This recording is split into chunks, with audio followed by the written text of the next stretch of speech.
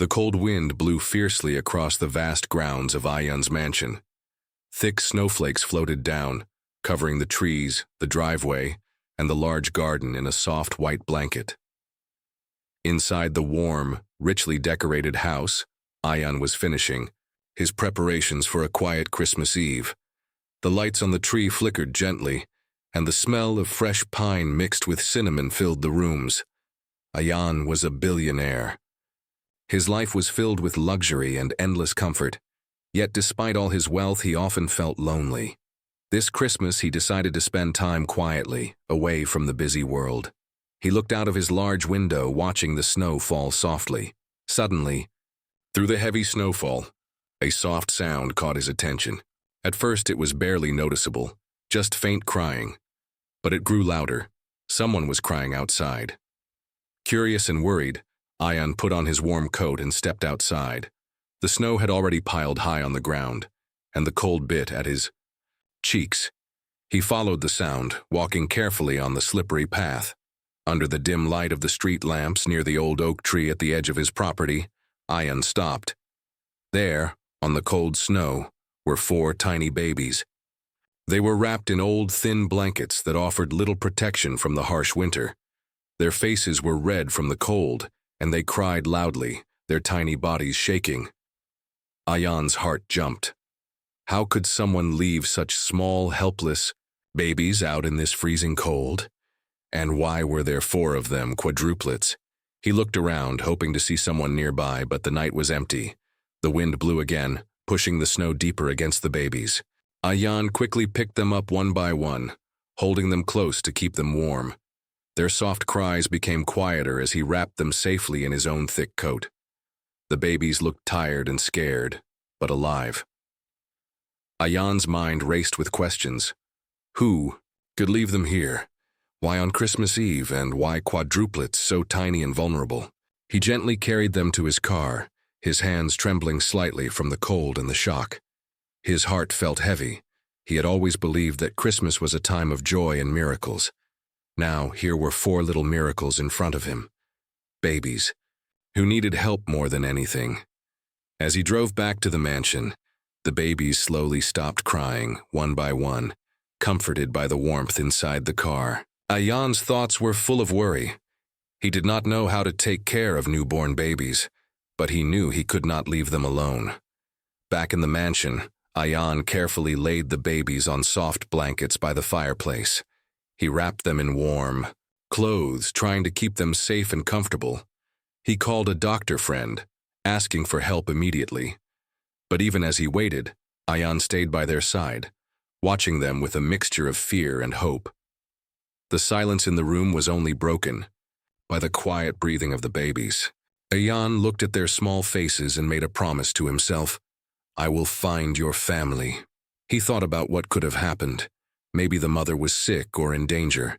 Maybe someone wanted to hide them from the world. But who and why? Hours passed, but the mystery stayed. Outside, the snow continued to fall, covering the world in white. Inside, the warmth and light of the mansion stood as a small shelter against the cold night. Ayan sat down, tired but alert. The babies were safe, for now, but the questions burned in his mind. He could not sleep. Who had left them? Was there someone searching for them? What story did these quadruplets carry? The clock struck midnight. It was officially Christmas Day. For many, it was a night of happiness and gifts. But for Ayan and these 4 tiny babies, it was just the beginning of a journey filled with secrets and hope. As the first light of dawn appeared, Ayan whispered softly to the sleeping babies, I promise I will find where you belong. He did not know what the future held, but he was ready to protect these little lives no matter what. The next morning, the sun rose slowly, casting a soft golden light over Ayan's mansion. Inside, the 4 babies slept peacefully in their warm blankets. Ayan sat nearby, watching over them carefully. His heart still felt heavy, full of questions he could not answer. He was grateful that the doctor had arrived early. The doctor checked each baby carefully and smiled gently. They are healthy, just very cold and hungry, she said. We must keep them warm and feed them well. Ayan nodded, feeling a small hope in his chest. For now, the babies were safe. But who had left them here? And why? While the doctor helped with the babies, Ayan searched the place where he had found them. Maybe he had missed some clue. The snow was thick, but near the blankets, something caught his eye. A small, folded piece of paper. He picked it up carefully, brushing away the snow. The paper was old and soft, with handwriting on it. Ayan's hands trembled slightly as he unfolded the note. It read, "Please take care of our little angels. We are forced to leave them here because we are in danger. We pray you will protect them. The truth will come to light when the time is right." There was no name, no address, just these few lines. Ayan's mind raced. Danger? What kind of danger? And who were these parents? He looked at the babies again, their tiny hands curled into fists as if holding on to hope. He folded the letter carefully and placed it on the table. Suddenly, his phone rang. It was his assistant. "Ayan, there's news on the radio about a missing woman and 4 babies," she said quickly. "The woman disappeared 2 days ago near the city. The police are searching for her." Ayan's heart skipped a beat. Could this woman be the mother of the quadruplets? He felt a mix of fear and hope. The story was getting more complicated. He knew he had to find the truth before it was too late. Throughout the day, Ayan watched the babies closely. He named them Sarah, Samir, Sana, and Samir. He talked to them softly, promising to protect them. But in the back of his mind, a question kept growing. Who wanted to hurt these innocent children, and their mother? And why? As evening came, Ayan decided to visit the place where the woman had disappeared. He wanted to see if he could find any clues that the police might have missed. The street was quiet and empty in the cold night. Snow covered the ground, making everything look silent and still. Ayan's breath made small clouds in the air as he walked carefully. Near a small alley, he noticed faint footprints in the snow. They looked fresh. He followed them slowly. Suddenly, a shadow moved quickly across the other side of the street. Ayan stopped. His heart pounded loudly. "Who's there?" he called softly. No answer. He felt the silence press around him. The cold wind whispered through the empty streets. Then he saw it, a small, shiny object lying in the snow. He picked it up and recognized it immediately. It was a small silver necklace with a tiny pendant shaped like a heart. Ayan's breath caught. This necklace looked very familiar. He held it tightly, feeling the cold metal against his fingers. Could this necklace belong to the missing woman? Was it a message or a warning? Before he could think more, his phone rang again. It was a number he didn't recognize. "Mr. Ayan," a quiet voice said, "leave the babies alone. You don't understand what you are dealing with." The call ended. Ayan stared at the phone in shock. Someone was watching. Someone knew about the babies and wanted to stop him. Fear and determination filled him at the same time. He could not back down now. These children needed him. He looked back toward the mansion where the babies waited. He promised again, silently, "I will protect you, no matter what." But the danger was closer than he thought. The night grew darker and the snow kept falling. The mystery was only beginning. The next morning, Ayan woke up with a heavy feeling in his chest. The mysterious phone call from last night kept playing in his mind. Who was that voice? Why did they warn him to leave the babies alone? He looked toward the room where Sarah, Samir, Sana, and Samir slept quietly. Their tiny faces were peaceful, but the danger around them was growing. Ayan knew he had to find answers soon. After breakfast, Ayan called his assistant to search for any news about the missing woman and the quadruplets. The police had no new leads, and the story was slowly fading from the headlines.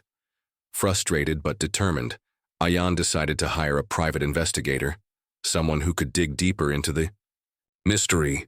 He wanted to know everything: who left the babies, who was chasing them, and why. That afternoon, a tall, quiet man arrived at the mansion. His name was Farhan, the private investigator. He wore a long coat and had sharp eyes that missed nothing. "I will find the truth, Mr. Ayan," Farhan promised as he looked at the babies. "But be careful. This case is dangerous. Ayan nodded, feeling both relieved and worried. He wanted to trust Farhan, but the warning from last night made him uneasy. As evening fell, Ayan prepared dinner, but his mind was elsewhere. Suddenly, there was a soft knock on the door. He opened it slowly and saw a young woman standing in the cold night. She looked tired and scared. Her eyes were wide, and her voice was shaky. "Please," she said quietly. "I need to talk to you. It's about the babies." Ayan stepped aside and let her in. She wrapped herself in a warm shawl and sat down near the fire. "My name is Amina," she began, "and I knew the mother of these babies. Her name was Mariam." Ayan listened carefully as Amina spoke. "Mariam was a kind woman," she said, "but she had many enemies. Powerful people who wanted to take her babies away. She feared for their lives." Ayan's heart sank. "Why? What did she do?" "She found out a secret," Amina whispered. "A secret that could ruin some rich and dangerous people. That's why they chased her. She left the babies in your care because she trusted you." Ayan looked at the sleeping babies, feeling their small breaths against the quiet night. "Mariam told me to find you if anything happened to her," Amina continued.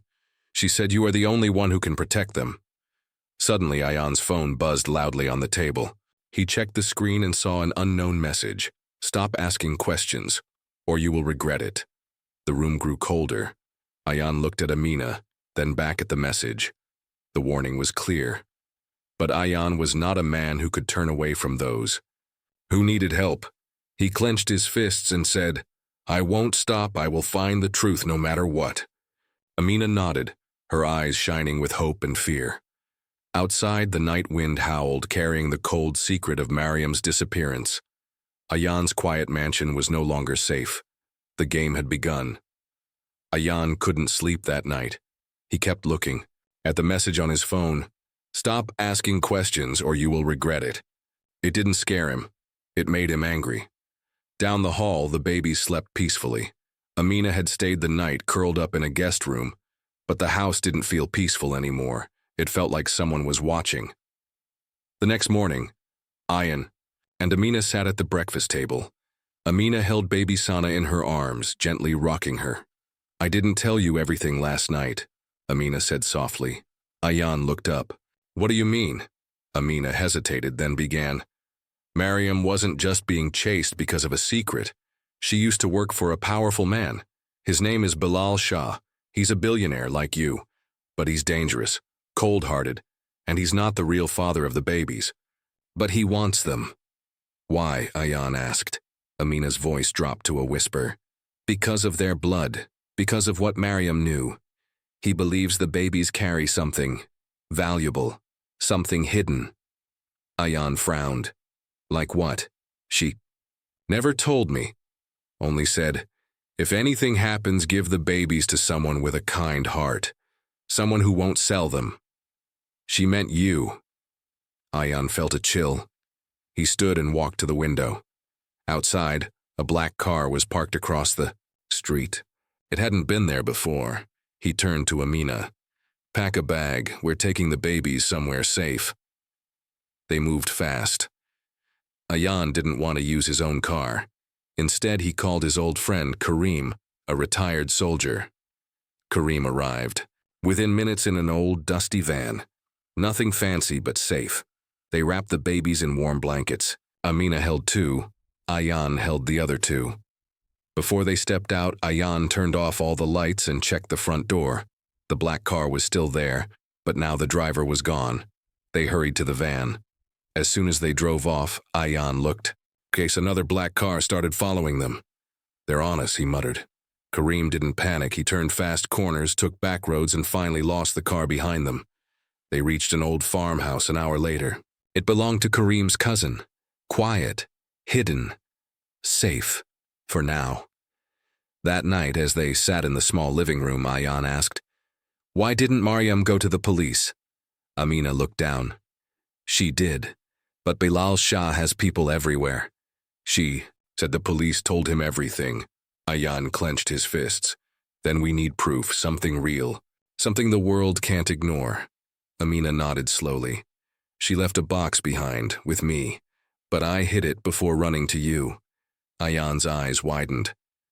What's in it? I don't know, Amina whispered. She said, if I die, the truth is in the box. Ayan took a deep breath. Then we get that box. Just then, baby Samir began to cry. Amina rushed to soothe him, but he kept crying, loud and frightened. Suddenly, the door creaked. Kareem stood up fast and walked to the front with his gun. A knock, 1, 2, 3, slow, heavy. Everyone froze. Kareem opened the door slightly and peeked out. Nobody. But on the ground was a small note. You can run, but you can't. Hide. Bring the babies back. Kareem shut the door tight and locked it. Ayan picked up the note, his hands shaking. They found us. He looked at Amina. We're not safe anymore. And outside, in the cold wind, someone was watching. The farmhouse was quiet, but no one inside could sleep. Ayan held one of the babies in his arms, gently rocking her back and forth. Amina sat nearby, feeding another. Kareem stood near the window. His rifle. He hadn't moved in hours. Finally, Ayan broke the silence. We need to get that box. Amina looked up. It's hidden in my old apartment, but it's dangerous. If they followed me once, they'll follow me again. Ayan stood. Then I'll go with you. We'll be quick. Kareem nodded. I'll cover you both. They left. The farmhouse before sunrise. The air was cold and heavy with fog. Ayan drove an old car Kareem had borrowed. They didn't use phones, no GPS, just memory and instinct.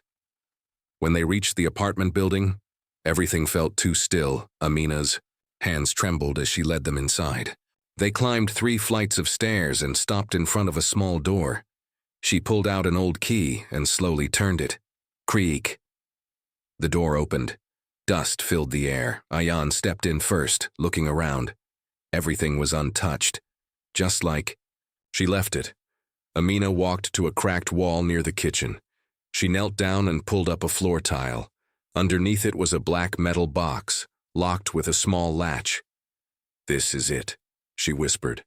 As she stood up, bang! A gunshot echoed through the air. Down! Kareem shouted, pulling them both behind a wall. More shots came through the windows. They found us, Ayan said, eyes wide.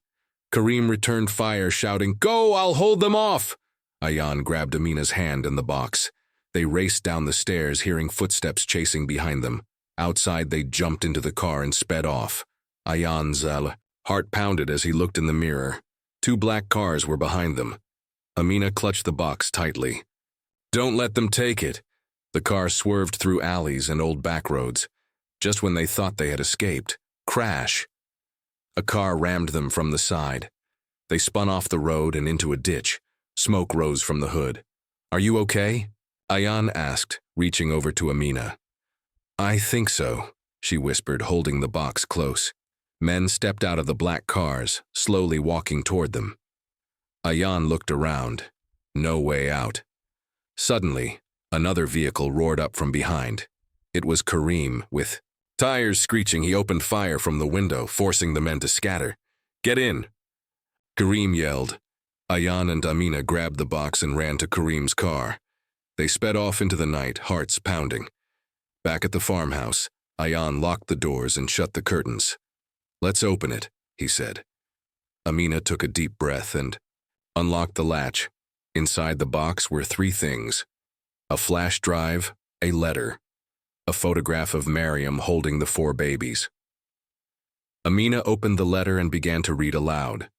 To the one who finds this, if I am gone, know that the man who chases me is not after love or family.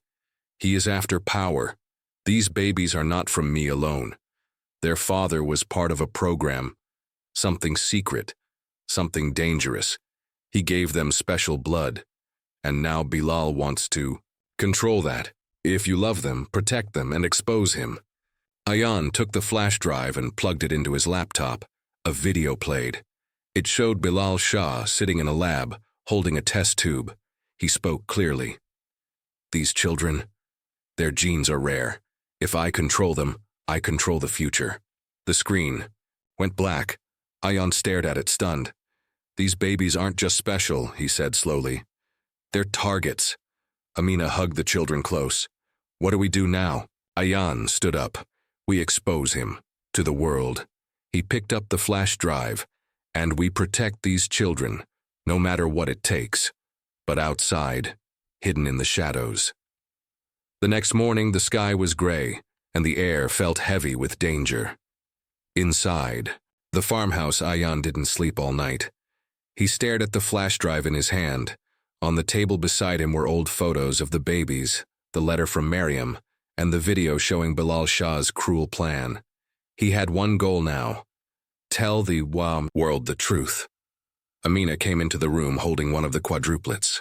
Her eyes were tired but full of love. "They're awake," she whispered.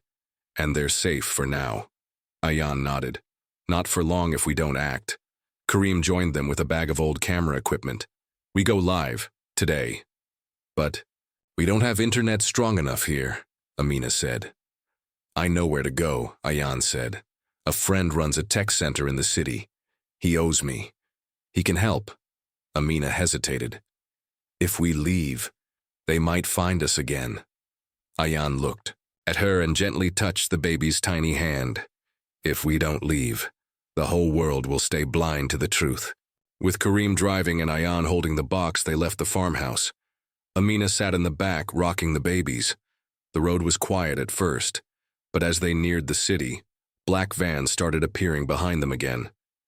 "They're tracking us," Karim growled. "Keep going. Don't stop," Ayan said, his voice calm but firm. They took hidden backroads and alleyways until they finally reached a plain-looking building at the end of a street. It looked closed. Karim knocked 3 times. A camera above the door moved. A few seconds later, the door opened. A short man with glasses peeked out. "Ayan, what?" "No time. We need your strongest connection. We're going live," Ayan said quickly. Inside, they rushed to a small server room. The tech man set up lights, microphones, and a secure network. Ayan inserted the flash drive. Amina looked scared. "Are you sure about this?" "If we don't do this, Bilal wins," Ayan replied. The tech man gave a thumbs up. "You're live in 3, 2, 1. The camera turned on. Ayan took a deep breath. He looked into the lens and spoke from the heart. "My name is Ayan. I'm a businessman. But today I speak as a father, a protector." He placed the photo of Mariam and the babies in front of him.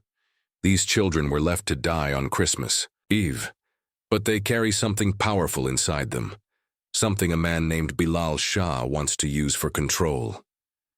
He played the secret video from the flash drive, showing Bilal's face and voice. Ayan looked back at the camera. "These children are not threats. They are lives, innocent, beautiful, full of hope, and someone wants to turn them into weapons." He held up the letter from Mariam. "She died trying to protect them. I will not let her death be in vain." The video ended after 7 minutes. Silence filled the room. Amina held back tears. Karim stood still, guarding the door. The tech friend checked the screen. "Sir, it's going viral. Thousands of people are watching. No, millions. News stations are calling." Ayan stood up slowly. "Then Bilal knows too." As if on cue, the building's lights flickered. Karim shouted, "They're outside." The tech man ran to the back. "There's a hidden exit, this way." They grabbed the babies, the box, and the flash drive, and raced out through a narrow tunnel that led to a quiet alley behind the building. Just as they disappeared into the shadows, black SUVs pulled up in front of the center. Men in suits stormed the building, but they were too late. From a rooftop across the street, a hidden figure watched them escape. He picked up his phone. "They've gone underground," he said. "But the damage is done." Back in a safe house far from the city, Ayan held one of the babies and whispered, "You're safe, and the world knows now." But in his heart, he knew the war was just beginning. Snow was falling again. But this time it didn't feel cold or lonely. It felt like something new was coming, something right. In a quiet cabin hidden deep in the hills, Ayan held a baby girl close to his chest. She yawned and smiled up at him with sleepy eyes. Around him, the other 3 babies were bundled in blankets, cooing softly. Amina sat nearby, gently feeding one of them. Kareem stood guard by the window, watching the tree-lined road outside. It had been 1 week since Ayan's live video shook the internet. The world had changed. News channels ran his story nonstop. Activists demanded answers. The police opened an official investigation into Bilal Shah and his secret program. And even members of the government had started asking, who are these children? Why did someone want to hide them? But Bilal Shah, he vanished. No one could find him. No messages, no statements, nothing. He'll resurface, Kareem said. Men like him don't go quietly. Ayan nodded, but his eyes never left the babies. And when he does, we'll be ready. Suddenly, the silence was broken by the ringing of a satellite phone. Ayan answered. The voice on the other end was calm, but serious. Mr. Ayan, this is Officer Liba from the International Children's Protection Unit. We received your video. We've confirmed your claims, and we're coming to you with full protection and legal guardianship papers. You're not alone anymore. Ayan's heart skipped a beat. You're serious? Yes, sir, you've done the world a great service.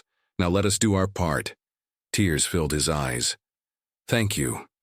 When he hung up, he looked at Amina. They're coming? The real kind of help. The safe kind. Amina didn't speak. She just smiled, her eyes shining with tears. That evening, as the sun began to set behind the hills, a small group of officers arrived in plain clothes. No sirens, no big vehicles. Just kindness, warmth, and open arms. One by one, they held the babies. They checked their health. They gave Ayan papers declaring him legal guardian until the full adoption process could begin. These children are safe now, one officer said. And so are you. But then, an alert flashed on the officer's phone. She frowned. What is it? Kareem asked quickly. The officer turned the phone toward them. Breaking news. Bilal Shah caught at border, trying to flee the country with false passports. Ayan leaned forward. What? They caught him, she confirmed. He's in custody, and there's more. He confessed everything. Amina gasped. Everything? Yes, the officer said. He admitted the children were born in a secret lab. He tried to sell their DNA to the highest bidder. But the mother, Mariam, escaped with them. Before he could stop her, she disappeared. Kareem whispered. She gave her life for them. Ayan stood quietly, his hand gently resting on the crib. She saved them. And now the world knows her name. Later that night, Ayan opened his laptop. He created a website. On the homepage, he placed the baby's photo, Mariam's letter, and the truth about what had happened. He titled the page, The Gift of Four, A Mother's Last Hope. It spread like fire. People from every country donated, shared, and sent messages of love. Hospitals offered care, scientists promised protection, and mothers from around the world posted pictures holding their children saying, Mariam, we remember you. Months passed. The babies grew. They laughed, played, and said their first words. They had names now, Amir, Sarah, Lena, and Yusuf, and Ayan. He was no longer a lonely billionaire. He was a father, a guardian, a man forever changed. On the first anniversary of their rescue, he stood in front of a crowd at a charity event, holding the 4 toddlers in his arms. He looked at the cameras and said, Once I thought money was power, but I learned something greater.